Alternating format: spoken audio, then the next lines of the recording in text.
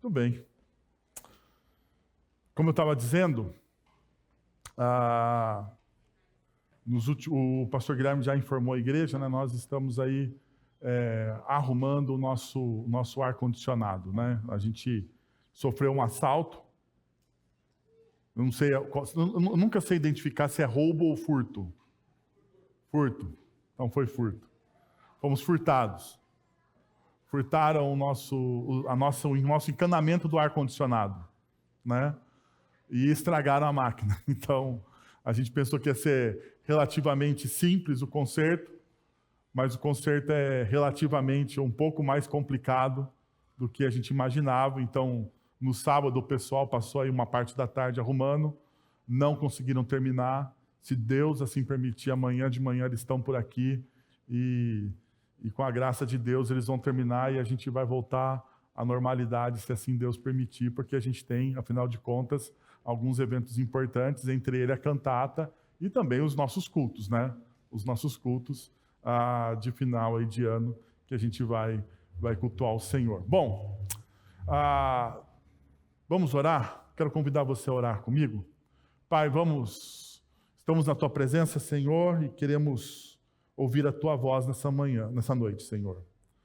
Vamos abrir a Tua palavra, vamos refletir, ó Deus, sobre aquilo que o Senhor tem para as nossas vidas. E queremos, Senhor, em nome de Jesus, pedir que o Senhor fale aos nossos corações. Derrama da Tua graça, Deus. Fala a nós, ó Pai, porque precisamos do Senhor. É assim que nós oramos, em nome de Jesus. Amém.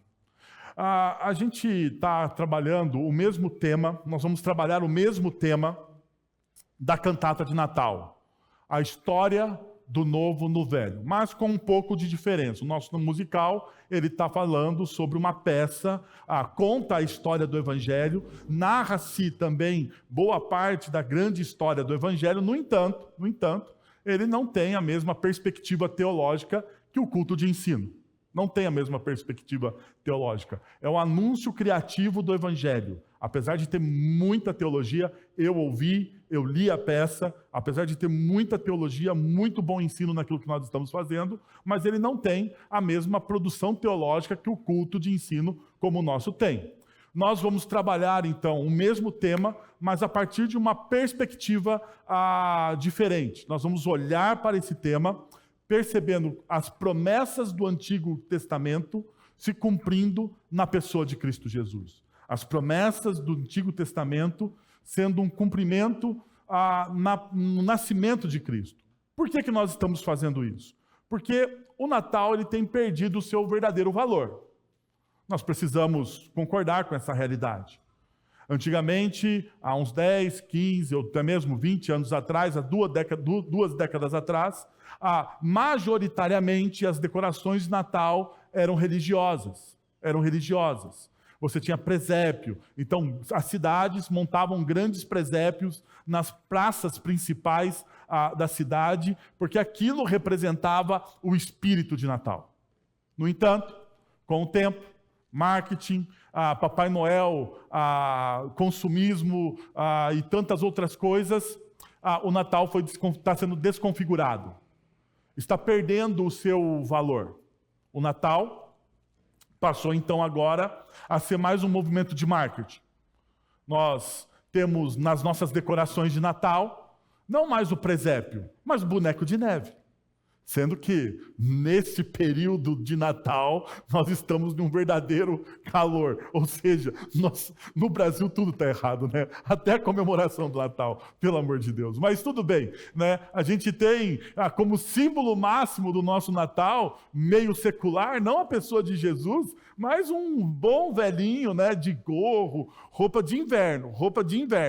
Renas, né? E a gente acha o máximo, a gente decora a nossa casa, coloca lá as guirlandas, né? Coisas que não pertencem à nossa cultura, não pertencem à cultura brasileira. Mas a gente adaptou, a gente abriu o espaço para isso e hoje, né? Na cidade toda, você pode perceber em frentes de condomínios e tantas outras decorações, nós olhamos e percebemos esses elementos. Bom, então fica a pergunta, por que nós celebramos o Natal? E hoje pela manhã nós começamos a responder essa pergunta a partir do Antigo Testamento.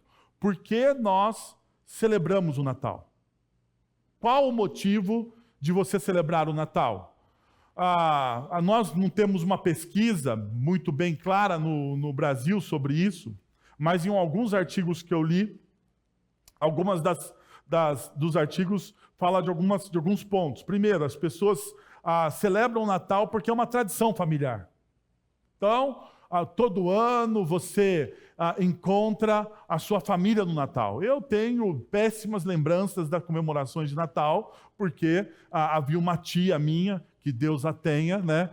Ela toda vez chegava na festa de Natal da família, apertava minhas bochechas e bagunçava quando eu tinha cabelo, né? Hoje eu não tenho tanto cabelo, se ela fosse na festa de Natal, eu não deixaria ela apertar minhas bochechas e não teria cabelo para ela bagunçar. No entanto, né, a gente tinha uma tradição familiar, nós nos reuníamos, as pessoas faziam muita comida e a gente se divertia, mas eu quero lembrar que se não fosse uma oração antes da ceia de Natal, talvez Jesus passasse longe daquela noite do dia 24 para o dia 25. Longe.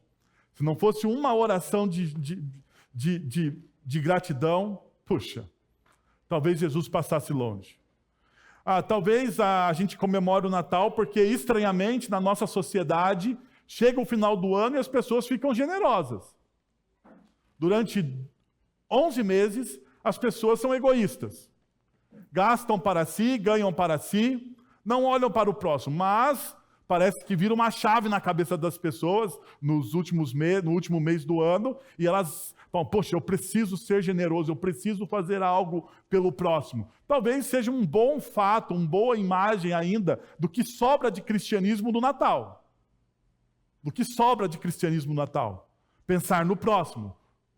Mas a gente sabe que não deveria ser só no último mês do ano, né? Pelo contrário, isso deveria ser durante os 12 meses, né? Entrar na nossa vida. Uma outra realidade é que é simplesmente uma celebração cultural e festiva, né? Olhamos e reduzimos o Natal não a um acontecimento histórico da presença da encarnação do Cristo, mas nós reduzimos o Natal a uma festa cultural. Uma festa cultural, assim como o dia do índio, assim como o dia de não sei o quê, tal. E a gente reduziu isso. Ou, o pior de todas as coisas, nós celebramos o Natal porque ele é mais um feriado. E a gente, como bom brasileiro, gosta de um feriado, né? Alguns estão tristes porque o Natal este ano não vai dar para emendar. Né? Não vai dar para emendar. Cai, eu acho que na quarta-feira, né? Cai numa quarta-feira. Então, você aí que gostaria de dar uma esticadinha na praia, meu amigo, se deu mal, né? Então, não vai dar para emendar. Mas perceba uma coisa que está acontecendo, não aqui, mas nos Estados Unidos. Um instituto de pesquisa chamado Penn, ele faz pesquisas para universidades e ele fez algumas pesquisas, mas eu vou só destacar hoje pela manhã, eu falei de mais pontos, mas agora à noite eu vou destacar somente um ponto. E o ponto é esse: o enfraquecimento da fé nos relatos bíblicos no Natal. A crença nos elementos centrais da narrativa do nascimento de Jesus, como a virgindade de Maria, a visita dos sábios, está em declínio. Perceba, em 2014, 65% dos entrevistados acreditavam em todos os eventos bíblicos. 65% dos entrevistados, sejam cristãos ou não, acreditavam em todos os eventos da narrativa das Sagradas Escrituras. Hoje, apenas 57%. Esse declínio ocorre tanto entre pessoas sem religião, quanto entre cristãos. Hoje, as pessoas olham para a narrativa das Sagradas Escrituras a respeito do nascimento de Jesus, ou até mesmo da sua encarnação, e colocam em dúvida, colocam em xeque. Agora, pasmem uma coisa: cristãos colocam em dúvida o nascimento virginal do Cristo. Alguns cristãos creem em Jesus como um sábio, como um grande líder religioso, como talvez um profeta, vamos dizer assim, um profeta. Alguém que nos deu ensinamento somente. E quando isso acontece, e aqui está o grande ponto, quando isso acontece, nós perdemos a perspectiva cristã de quem é o Cristo. Tudo isso que o Natal tem sofrido, todo esse bombardeio secularizante que o Natal tem sofrido nos últimos anos, fazendo com que as pessoas percam a sua fé nos elementos centrais da narrativa cristã, tem como resultado o esfriamento, ou melhor, a descaracterização de quem de fato é Jesus. E talvez essa seja uma boa pergunta na nossa reflexão pela noite. Quem é Jesus para você? Quem é Jesus para você? O que você diria a partir dessa pergunta? Como que você responderia isso? Você tem uma resposta assertiva de quem é Jesus para você? Bom, no Evangelho de Lucas, quando Lucas, logo no começo do Evangelho, relata o nascimento de Jesus, ele fala sobre o anúncio dos anjos aos pastores. E quando você lê o anúncio dos anjos aos pastores, você percebe que Lucas usa duas expressões que deveriam caracterizar o Cristo nas nossas vidas. Bom, a primeira expressão que Lucas usa é que Cristo é o Salvador. A segunda expressão, logo em seguida do relato que Lucas narra do anúncio dos anjos aos pastores, é que Cristo também ele é Senhor. Aqui está o que Cristo é. O Evangelho responde para nós quem é Jesus. Jesus ele é Salvador, mas não somente Salvador. Jesus ele também é Senhor. É Senhor, e a palavra aqui, talvez vocês estejam carecas de saber isso, mas a palavra aqui no grego é Kyrios. E essa palavra Kyrios, ela é atribuída àquele que governa todas as coisas. Por exemplo, na Roma antiga, Kyrios era a palavra atribuída ao grande rei ou ao grande imperador César. César era o Kyrios de Roma, aquele que comandava, aquele que dominava todos os exércitos, todas as cidades, toda a economia, ou melhor, todo o mundo antigo. Na Roma antiga, nenhuma outra pessoa poderia receber o nome de Kyrios, ou receber a denominação, será adjetivada como Kyrios. Somente César poderia receber essa denominação, essa qualificação. Mas o Evangelho de Lucas, no seu anúncio aos pastores, diz que há uma grande e boa notícia a todos os homens, de todos os lugares, de todos os reinos, de todas as cidades, nações, estados. Há uma grande e ótima notícia de que o Cristo estava nascendo naquela noite. E esse Cristo, ele é Salvador e Senhor. Então perceba, quando nós falamos que Cristo é o Senhor, nós estamos dizendo que Jesus Cristo é o Senhor absoluto. E seu senhorio deve moldar cada aspecto de nossa vida. Não há área, seja no trabalho, nos relacionamentos, ou nas decisões diárias, que esteja fora do seu alcance ou da sua vontade. Cristo deve ser o Kyrios da nossa vida, das nossas vidas. Jesus, ele deve ter essa prioridade em tudo, ou seja, toda e qualquer decisão sua deve ser moldada por quem Jesus é. Ok, Jesus é o Kyrios, Jesus é o Senhor. E por que eu comecei dizendo para vocês a respeito do Cristo como Senhor? Porque para nós, na nossa cultura evangélica brasileira, o Cristo como Salvador, ele é altamente difundido. Ele é altamente difundido. Seja qual for o ramo do cristianismo, Jesus, ele tem essa característica de Salvador. Só que, muitas vezes, nós atribuímos essa característica de Salvador a Jesus simplesmente como alguém que vai satisfazer os nossos mais profundos anseios, os nossos mais profundos desejos de satisfação pessoal. Não. Jesus, ele é o nosso Salvador, porque antes de satisfazer qualquer um dos nossos desejos, qualquer um dos nossos anseios, Jesus está nos salvando dos nossos pecados. E eu sei, na nossa cultura, falar sobre pecado está em declínio. Em declínio. Nós precisamos falar sobre o quanto as pessoas são importantes. Nós precisamos falar o quanto cada um aqui é único.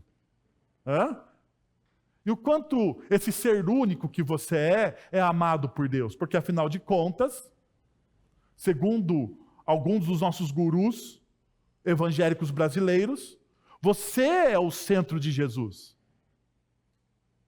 Você é o centro de Jesus. Perceba, isso é uma grande distorção do nosso evangelho. Você estar no centro das vontades é uma grande distorção. Porque perceba, se Jesus é o Kyrios, se Jesus é o Senhor, quem está no centro da sua vida é o próprio Cristo. Então, o que significa Jesus, então, como Salvador? Jesus é o Salvador absoluto. Ele nos salva, ele não nos salva apenas de nossos pecados explícitos. Porque nós temos pecados explícitos. Nós temos pecados que nós sabemos que é pecado e nós confessamos os nossos pecados. Mas também, perceba, das nossas próprias bondades. Porque existem pecados, ou melhor, existe um pecado que é transfigurado de bondade, que é a arrogância. Quando você se acha muito bom em alguma coisa, quando você acha que naquilo você não cai, meu amigo, minha amiga, meu irmão e minha irmã, é ali que você vai cair. Há alguns meses atrás, eu vou falar de um fato público, um dos grandes pregadores do evangelho norte-americano, Steve Larson, foi pego em adultério. Foi pego em adultério. Um dos maiores pregadores, sim, mas bons pregadores. Um pregador conservador, com uma grande igreja, plantador de igreja, escritor, fundador do The Gospel Coalition, foi pego em adultério. E se você conversar com esses homens que caem em adultério, eles falam que eles nunca pensaram que iam fazer aquilo. Eles estavam desatentos. Eles se achavam melhores do que os outros. Eles se viam como paladinos da justiça. E quando nós nos olhamos dessa maneira, algo acontece no nosso coração chamado arrogância. Por isso que a Bíblia, as Sagradas Escrituras, diz o seguinte: aquele que está de pé, cuidado para que não caia. A arrogância precede o quê? A queda. Então, quando Cristo fala que Ele é o nosso Salvador, quando Cristo diz que Ele é o Salvador absoluto, e Ele está nos salvando até mesmo das nossas bondades, da nossa arrogância, do auto-engano e da tentativa ilusória de vivermos de forma autônoma, sem depender de Deus. Porque, pasmem vocês, nós muitas vezes, como cristãos, tentamos viver independentes de Deus. Quantas decisões você toma na sua vida e você não coloca isso em oração? Fala para mim. Fala para mim. Quantas decisões você toma na sua vida e você não ora por aquilo? Porque você acha que não é importante. Não é assim? Isso aqui não é tão importante. Mas daí quando o negócio entorna, quando vira um problema, daí é importante para Deus saber te ajudar a resolver. Já percebeu que a gente faz isso? A gente não ora, a gente toma uma decisão errada, distante dos princípios da Sagrada Escritura, mas quando o negócio entorna, você fala, Senhor, por favor, me ajuda aqui. Daí não vale, né, meu irmão? Bom, mas a gente faz assim, mas perceba, Jesus é o salvador dessa nossa autonomia, desse nosso jeito errado de viver.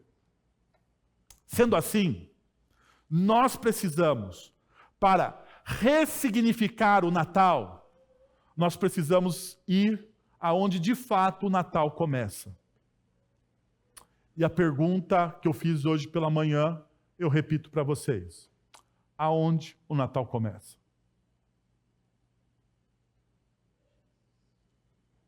Aonde o Natal começa? Perceba, isso é importante. Porque se você fala que o Natal começa quando Jesus rompe na história ali em Lucas, em Mateus, né? Ou em João, quando João dá aquela descrição poética, filosófica de que Jesus era o verbo, se você diz que ali o Natal rompe, o Natal começa, existe um problema na sua teologia. Existe um problema na sua teologia. Você está transformando o Natal em um evento estanque. No entanto, teologicamente falando, o Natal começa em Gênesis. E o primeiro texto que nós estudamos foi Gênesis, capítulo 3, e o versículo foco era o versículo de número 15, aonde Deus faz uma promessa de que a descendência da mulher esmagaria a cabeça da serpente, fazendo uma alusão já ao nascimento do Cristo. Perceba, Gênesis capítulo 3, ele conta o quê? A queda da humanidade, aquilo que nós chamamos de queda. Popularmente, a queda da humanidade. Homem e mulher se corromperam, homem e mulher trocaram a comunhão plena com Deus, pela escravidão do pecado. Porque foi isso que nós fizemos ali. Foi isso que a humanidade fez. Enganados pela serpente, que dizia que se comerem do fruto do conhecimento do bem e do mal, eles se tornariam como Deus, conhecedores do bem e do mal. Na verdade, não se tornaram conhecedores, se tornaram escravos. Escravos. Eles trocaram a liberdade pela escravidão. Eles trocaram a comunhão plena pela queda, pela corrupção, pelos maus desejos, pelos maus caminhos.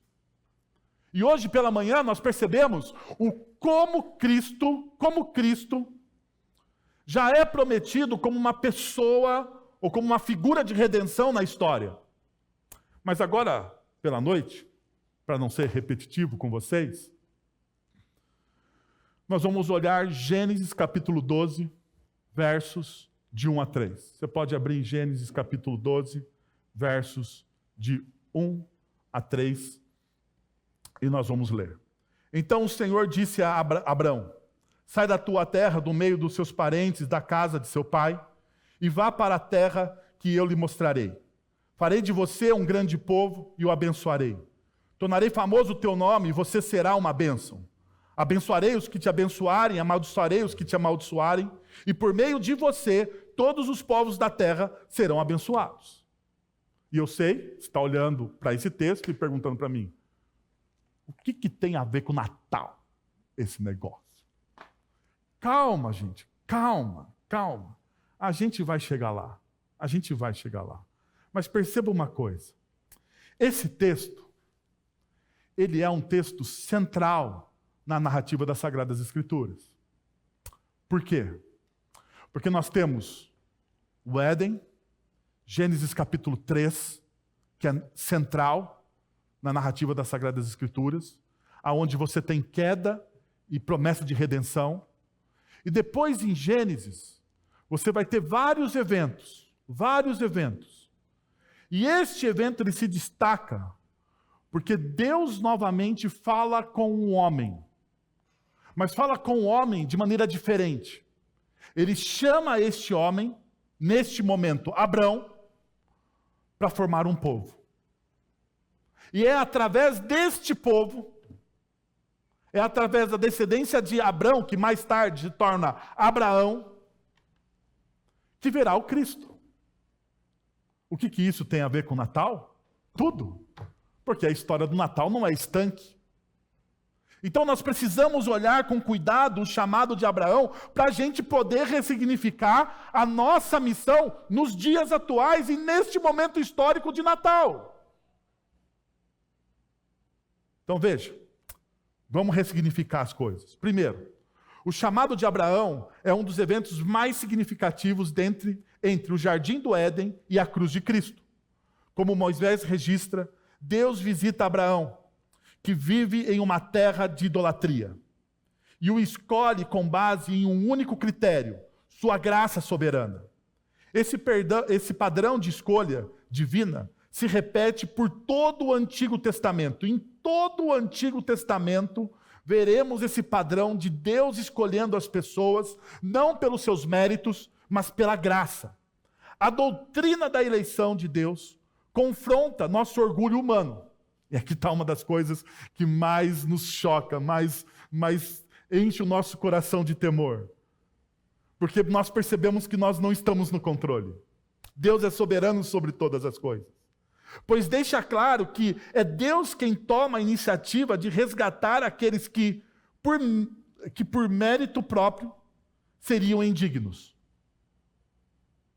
Então, nós não estamos sendo resgatados pelos nossos próprios méritos, mas nós estamos sendo resgatados por uma única iniciativa.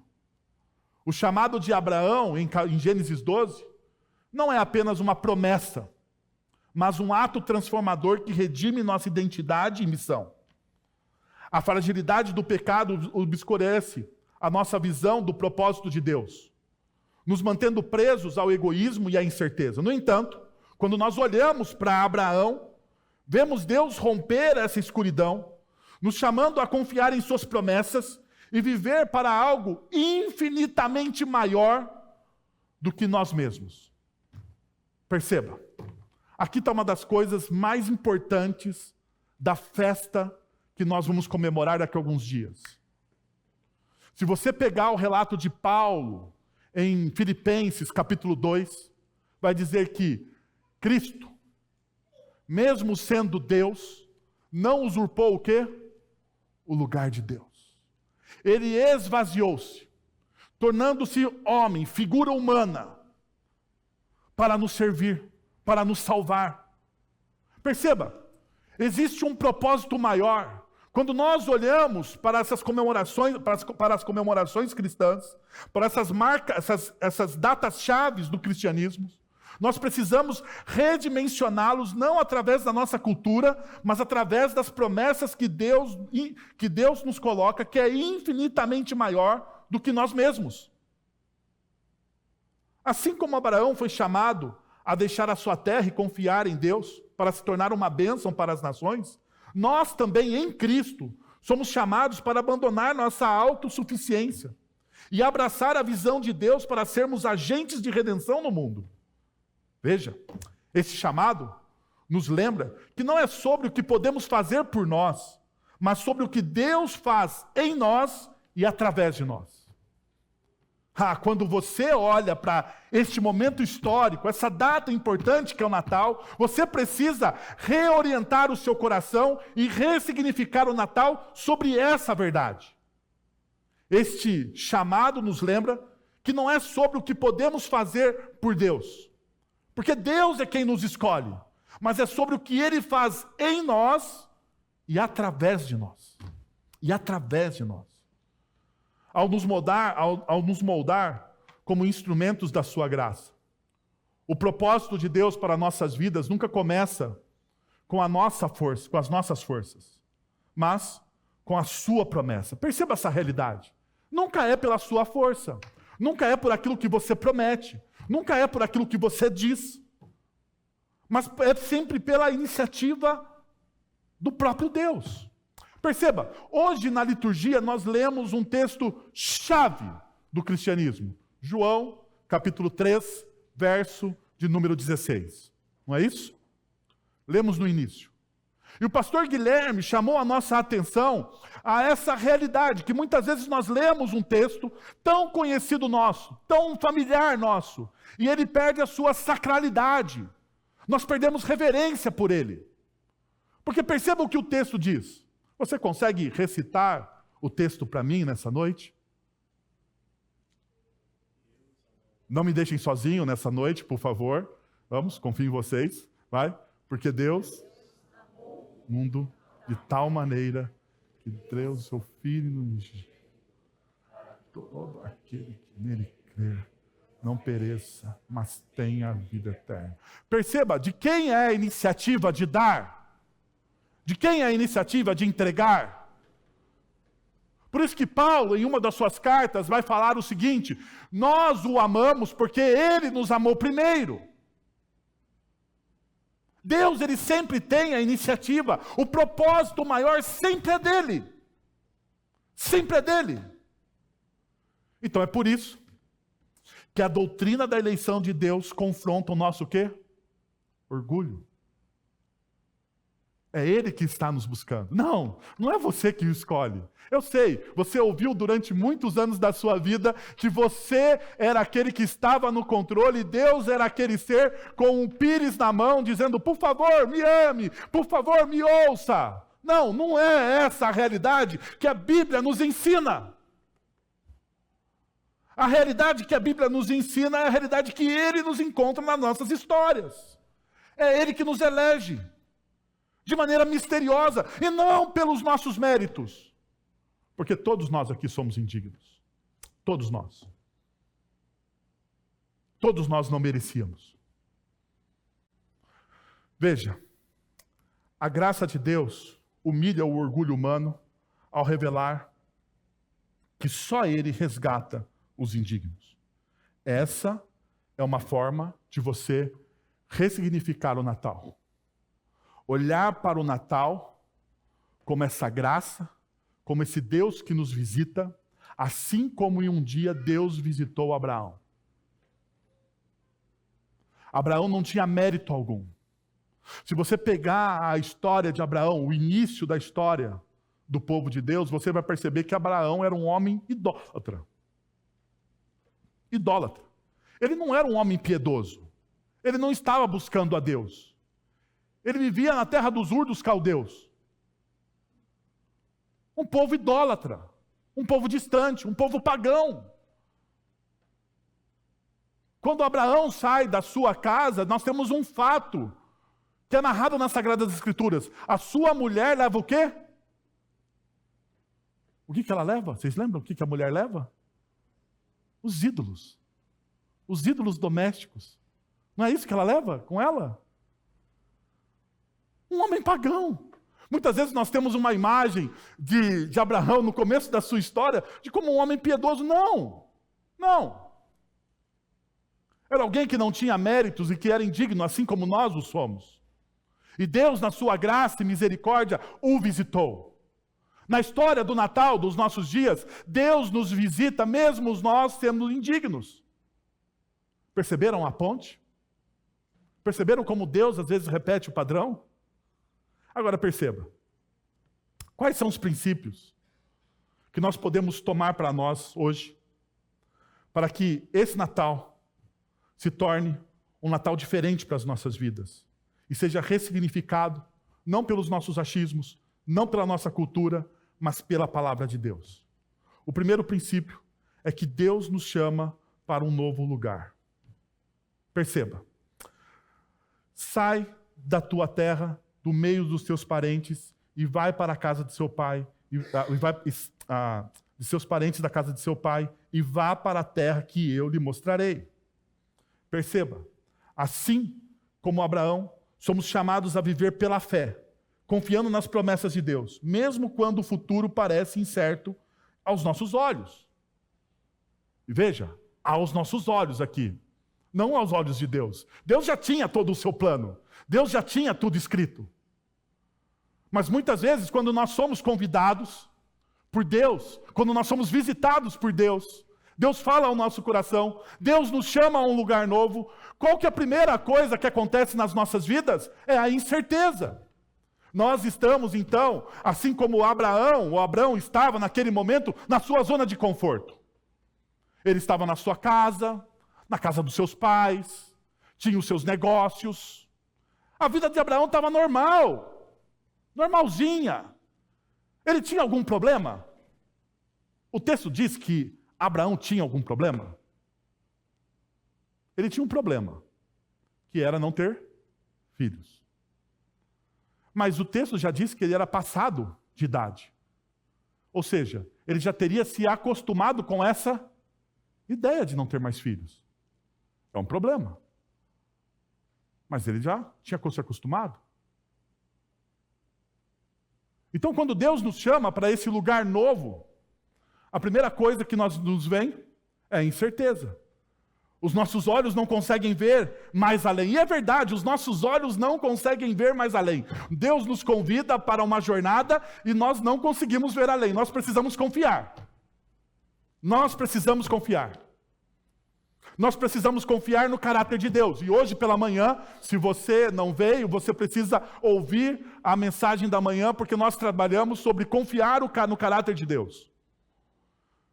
Então, se Deus te convida para o novo e te tira da zona de conforto, Ele vai criar incertezas no seu coração. A pergunta que eu e você precisamos fazer é: o que temos a perder? Você já parou para pensar nisso? Se Deus hoje chama você para uma nova posição, para um novo lugar, se Deus convida você a abandonar tudo que você tem e te chama, sei lá, vamos pensar aqui na coisa mais drástica. Se Deus manda hoje você, te visita e diz, olha, sai e se torne um missionário. Um missionário em um país muçulmano ou em país que seja difícil de se pregar o evangelho de Cristo Jesus. Não em países como o Havaí, né? Não em lugares como o Havaí ou como, sei lá, né? a França, ou sei lá, um lugar aí que você goste. Não é esse lugar que Deus vai te chamar. Deus te chama para um lugar estapafúrdio, que você pensa assim, nunca iria para lá. Nunca iria para lá. O que você faria? O que você tem a perder? O que Abraão tem a perder quando ele ouve a Deus?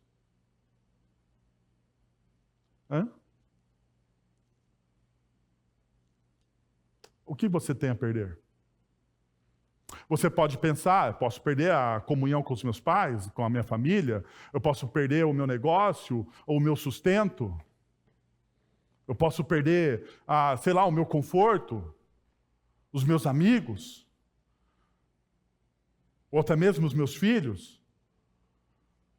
Mas uma das coisas que a gente não para pensar é que, na verdade, antes do chamado de Deus, nós não tínhamos nada.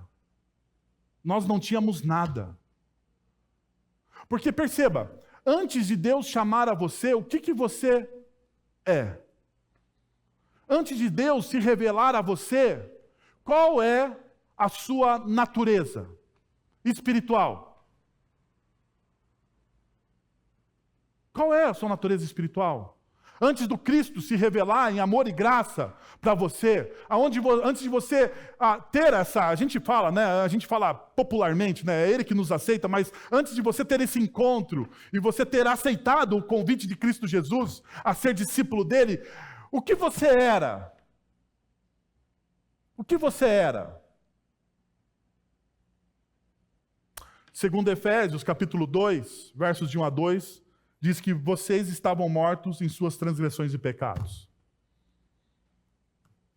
O que nós somos sem o chamado do Cristo? Essa era a condição. Você acha que era diferente a condição de Abraão? Da nossa condição antes do Cristo, antes de Deus romper o silêncio? Antes de nos falar, antes de nos chamar? Perceba, a bênção de Abraão começa com um chamado que transcende as fronteiras físicas e geográficas. Deus ordena que Abraão saia de sua terra natal, de sua parentela e de sua casa, para um lugar que ele lhe mostraria. um lugar desconhecido e incerto. Esse chamado exigia de Abraão uma confiança radical, vemos isso em Hebreus capítulo 11, verso de número 8, quando afirma que pela fé ele caminha. Ele não caminha por aquilo que ele vê, mas ele caminha pela fé, pela confiança, pela obediência em uma promessa divina.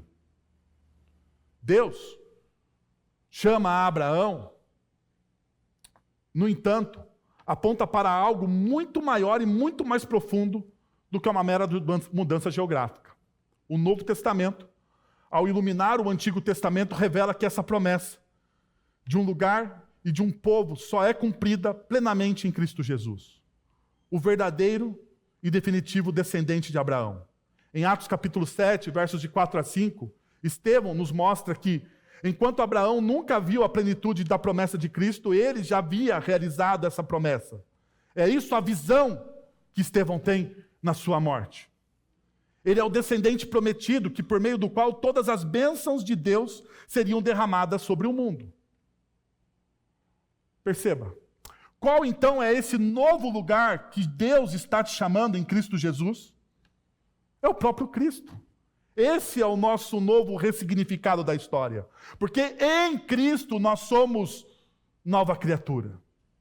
Porque é em Cristo que somos redimidos. É em Cristo que obtemos todas as promessas de Deus para as nossas vidas. A promessa não está restrita a uma região geográfica, como Abraão era naquele momento, mas se estende ao mundo todo e se cumpre na pessoa de Cristo, inaugurando, sim, então, essa nova criação. Perceba, o Natal, portanto, não é apenas um nascimento de um menino em Belém, mas o início da realização de uma promessa feita a quem? A Abraão. Um novo lugar, um novo momento, aonde que nós que estávamos perdidos em nossos delitos e pecados, aonde nós estávamos mortos, agora em Cristo nós somos revividos, ressuscitados, ressurgimos, restaurados. O Éden perdido em Cristo é recuperado. Em Cristo, então, temos essa nova identidade. O que você é agora? Se você não tinha nada a perder, agora, a partir de Cristo Jesus, você não é mais aquele que está morto nos seus delitos e pecados. Você é filho. Você é filho. O Deus Pai hoje te chama de filho. Por isso, então, diante desse Deus Pai Todo-Poderoso, nós não temos mais medo. Mas agora nós vivemos nessa grande expectativa de abraçar a obra que Cristo fez por nós. Nós recebemos essa bênção. Perceba, nós estamos em um novo lugar. Porque perceba, o apóstolo Paulo vai dizer que nós estávamos no reino das trevas, mas nós fomos transportados para onde? Para onde? Para o reino da sua maravilhosa luz. Nós somos transportados de um reino para o outro. Nós estamos, então, agora em um novo lugar. Isso deveria alimentar a sua esperança e o seu coração. Deveria redefinir a sua identidade e a forma como que você olha a sua vida. Deveria moldar a forma como você toma as suas decisões, como você vive os seus relacionamentos. Porque a partir de agora tudo é novo. Você está nesse novo lugar que Deus te chamou. Mas existe um outro paradigma. Deus nos abençoa para que nossa vida reflita o seu amor e cuidado. Perceba essa realidade? Farei de você um grande povo. Perceba, e o abençoarei.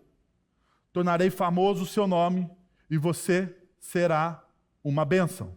A bênção de Deus não é um fim em si mesmo, mas um meio pelo qual Ele realiza a sua obra transformadora em nós. Perceba, Deus não está dando bênçãos para nós, não está construindo uma bênção nas nossas vidas, ou nos abençoando para termos simplesmente felizes. Não. A bênção de Deus sobre nossas vidas é a transformação que nós precisamos. Essa é a realidade. A bênção de Deus começa com a transformação interior, algo que Ele só pode operar em nossos corações. Em Efésios capítulo 2, versos de 8 a 10, Paulo nos ensina, nos lembra que nós somos salvos pela graça, não por nossas obras, mas para que depois de termos sido transformados, possamos praticar as boas obras que Deus preparou para nós. Veja, nós podemos ler esse texto. Pois vocês não são salvos pela graça, por meio da fé. Isso não vem de vocês, é dom de Deus. Não por obras, para que ninguém se glorie, pois somos criação de Deus, realizada em Cristo Jesus, para fazermos boas obras, as quais Deus preparou de antemão para que as praticássemos. Perceba essa realidade, o centro do versículo, pois nós somos criação de Deus. Nós somos recriados, nós somos abençoados. A bênção de Deus, portanto, começa no coração do crente. Não se trata apenas do benefício materiais ou de um favor imerecido externo, mas de uma mudança profunda e radical no interior de cada um de nós. Quando Deus nos abençoa com sua graça, Ele nos dá um novo coração, como diz em Ezequiel, capítulo 36, verso 26. E com isso nos capacita a viver de maneira que reflita a sua bondade, a sua santidade e o seu amor. Quando Deus nos abençoa, meu querido amigo e minha querida amiga, Deus está nos convidando a sermos um reflexo da sua bondade, da sua santidade e do seu amor. Essa transformação não é apenas uma mudança moral, porque muitas vezes nós achamos que é moral.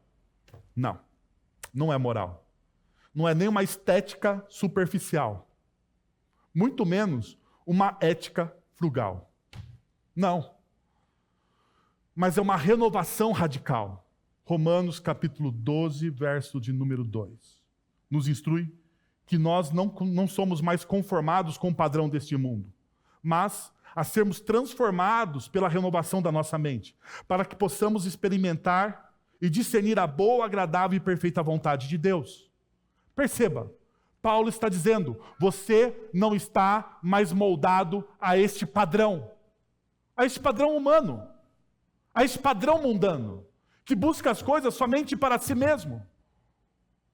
Você está agora sendo transformado, renovado, pela graça e misericórdia de Deus. O que Deus faz em nós, portanto, é primeiro uma obra interna. Ele nos dá a capacidade de refletir sua natureza, não apenas no que fazemos, mas no que somos. João Calvino afirmou, em sua Instituta da Religião Cristã, a transformação é central no processo da salvação.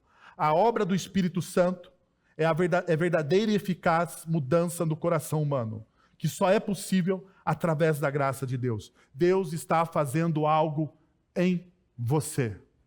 Deus está fazendo algo em você. Mas você tem sempre uma opção diante daquilo que Deus está fazendo. Por quê?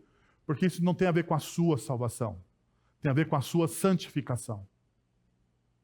A santificação, diferente da salvação, ela não é uma obra monérgica. O que isso significa? Que a monergia da salvação é simplesmente uma força que atua. É Deus nos salvando, como nós vimos agora no começo. A obra da santificação ela é sinérgica.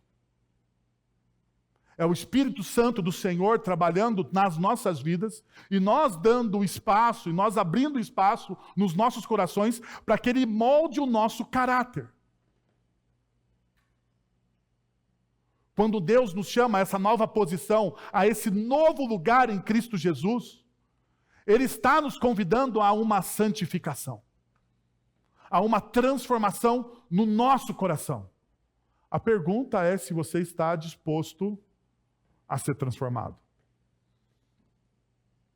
Quanto custa a transformação do coração? Já parou para pensar nisso? Quanto custa transformar quem você é? Mudar? Abrir mão de velhos hábitos? Cultivar a santidade? Por isso que Paulo, em Tessalonicenses, vai dizer, não apagueis o Espírito. Não apagueis o Espírito. Existe uma realidade aqui. Paulo está falando à igreja que na santidade você pode, a ideia de apagar ali é de abafar.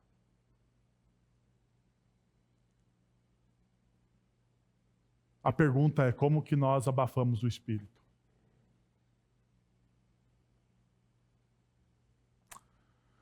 Nós abafamos o Espírito quando nós não confiamos plenamente naquilo que Deus está nos dizendo.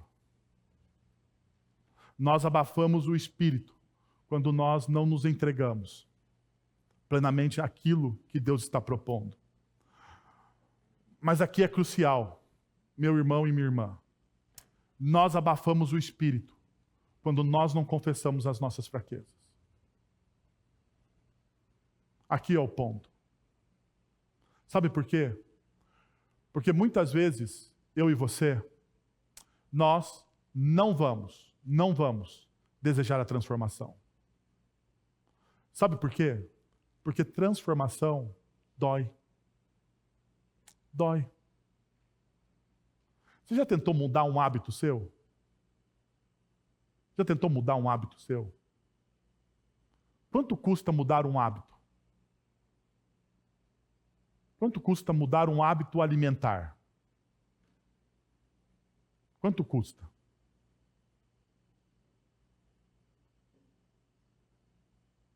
Vamos falar do menor de todos os hábitos e do mais difícil, né? E do mais difícil, mudar hábitos alimentares. Quanto custa? Quão difícil é você ter uma nova visão sobre a sua realidade? Perceba. O que Deus está pedindo para você é a transformação, é a mudança. Nós olhamos isso por todas as Sagradas Escrituras. O apóstolo Paulo diz isso para nós em Efésios. Nós somos essa nova criação. E em Cristo Jesus, nós somos refeitos. E em Cristo Jesus, quando nós damos a abertura para que o Espírito Santo trabalhe em nós e através de nós, Ele já preparou as suas boas obras. Basta a gente abraçar aquilo que Ele já está fazendo em nós.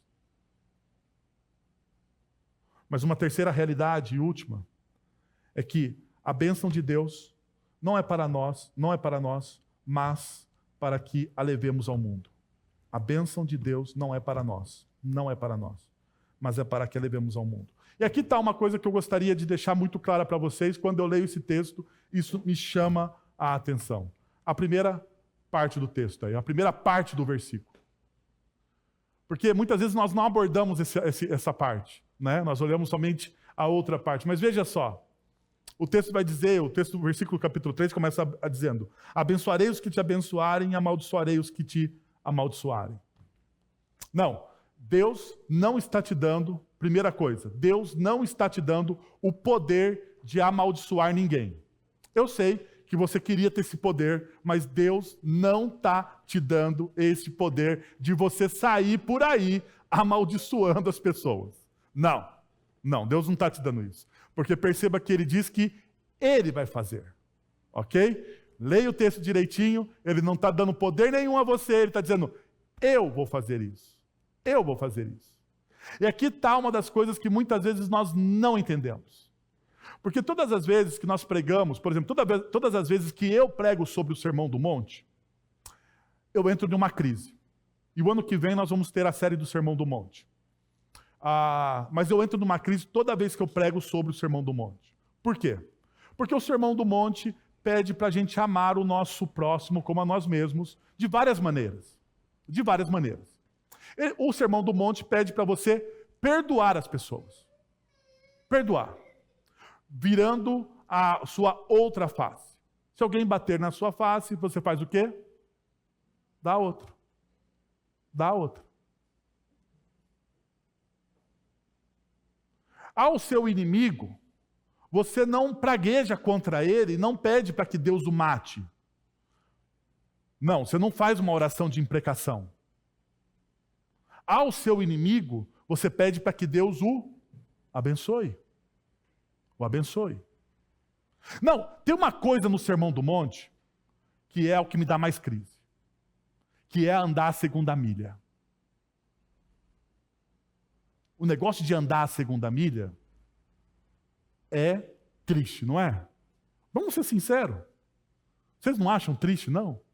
Você já anda uma milha com a pessoa, daí a pessoa pisa no seu calo, Jesus ele pede para você andar uma segunda milha com essa pessoa. Não é demais? E perceba, se você seguir todas as orientações que o Sermão do Monte te coloca, o que você acha que você vai ser? Um otário. Eu sei que você não queria falar isso, mas você pensou isso. Você será um bobo. Porque quando a gente olha as instruções do Sermão do Monte para as nossas vidas, nós pensamos, eu não quero ser otário de ninguém. Como esse negócio de dar a face, como esse negócio de pedir a túnica, entrega a capa, como esse negócio de andar uma segunda milha, como esse negócio de abençoar aqueles que me perseguem, como é que esse negócio? Eu não quero ser otário. A resposta está aqui. Você precisa confiar no julgamento de quem? De Deus. Deus, ele vai diante das adversidades, deixe que Deus cuide da sua integridade.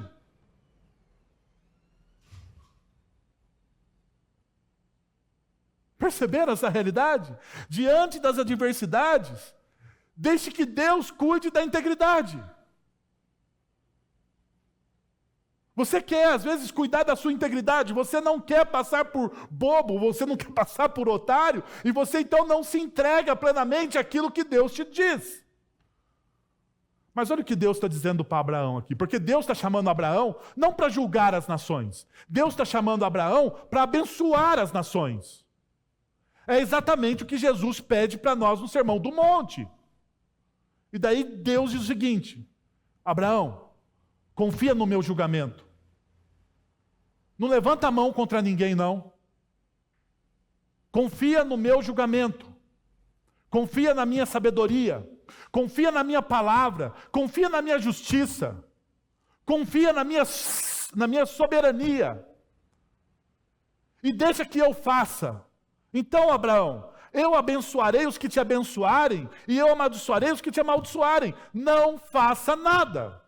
Talvez seja isso que quando o salmista diz: descansa o seu coração para que saibam que eu sou Deus, talvez seja aqui o fundamento daquilo que ele esteja dizendo.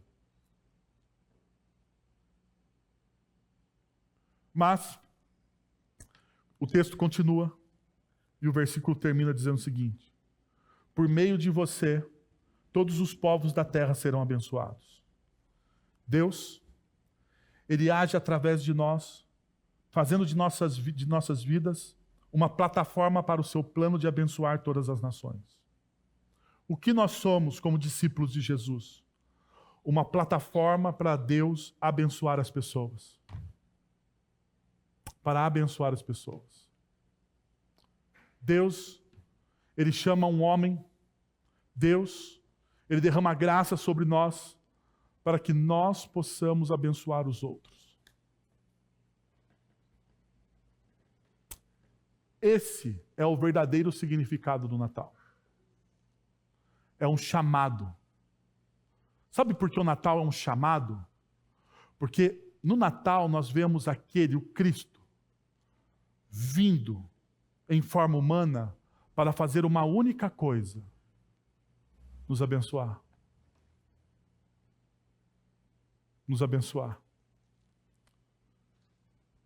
Que tal neste Natal você reorientar o seu coração através desse chamado? O chamado para você ser bênção a todas as nações. E como que Cristo se torna essa bênção a todas as nações? E como ele materializa esse chamado? Na sua morte e ressurreição. Mas uma das formas de Jesus fazer isso é quando no último momento, com os seus discípulos, ele parte o pão e bebe o cálice. Naquele momento, Jesus está servindo. Perceba, aquele que serve à mesa não é um escravo. Aquele que serve à mesa não é um serviçal, nem nenhum dos discípulos. Aquele que está à mesa, servindo a própria mesa, é o Cristo. É o Cristo. E aí aquela figura bonita da nossa cultura, né, ocidental, que é a Santa Ceia do Leonardo da Vinci, onde Cristo está no centro, ela não faz tão sentido assim no relato bíblico. Porque o Cristo do relato bíblico está fazendo o quê? Servindo a mesa.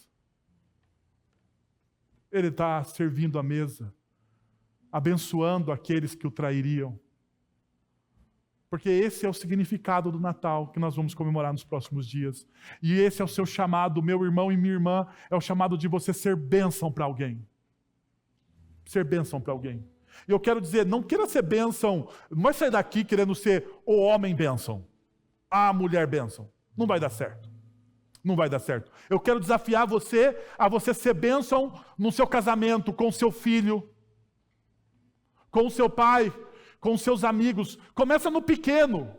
Lembra do seguinte, começa no pequeno para que Deus te dê a chance de ir para o grande. Mas começa no pequeno. Seja bênção hoje no seu casamento. Seja bênção hoje para o seu filho. Seja bênção hoje para os seus amigos. Seja bênção hoje na sua igreja, na igreja que você congrega. Seja bênção. Esse é o seu chamado. Essa é a forma de você ressignificar o Natal. Oremos. Pai, nós somos gratos a Deus por tudo aquilo que o Senhor fez em nós e por aquilo que o Senhor fará através de nós a partir de hoje, Deus. Que este ensino, que este momento, que este sacramento, ó Deus, possa curar os nossos corações, mas não somente isso, possa nos enviar em missão, Senhor, para que o Teu nome seja glorificado, para que o Senhor seja exaltado, para que vidas sejam transformadas, ressignificadas ao pé da cruz de Cristo Jesus. É isso que nós oramos, em nome do Senhor Jesus. Amém. Vamos receber a bênção? Agora, irmãos, que a graça de nosso Senhor e Salvador Jesus Cristo, o amor de nosso Deus e Pai, o conselho, o consolo, o poder e a ação do Santo Espírito de Deus estejam sobre vocês agora e pelos séculos dos séculos. Amém.